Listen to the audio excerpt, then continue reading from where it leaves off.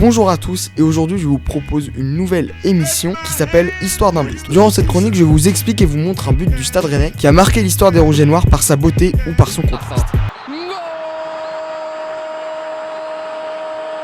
Pour le premier épisode, je vous propose un saut dans le temps. Revenons à l'aube de la saison 2009-2010. Après une finale perdue en Coupe de France face à Guingamp et une place de 7ème en championnat la saison passée, les dirigeants rennais veulent garder cette bonne dynamique. Pour ça, ils changent d'entraîneur et recrutent un véritable meneur d'hommes, Frédéric Antonetti. Et la première grosse recrue au Stade Rennais pour le tacticien corse, c'est la venue de l'attaquant guinéen Ismaël Bangoura. C'est à ce jour le 5e transfert le plus cher de l'histoire du club. Arrivé pour 11 millions d'euros du Dynamo Kiev après une campagne européenne avec le club ukrainien, il pose ses valises en Armorique. Et pour son premier match sous ses nouvelles couleurs, les Rennais affrontent le promu Boulogne pour le compte de la première journée de Ligue 1. Maintenant que je vous ai donné le contexte, voici le but.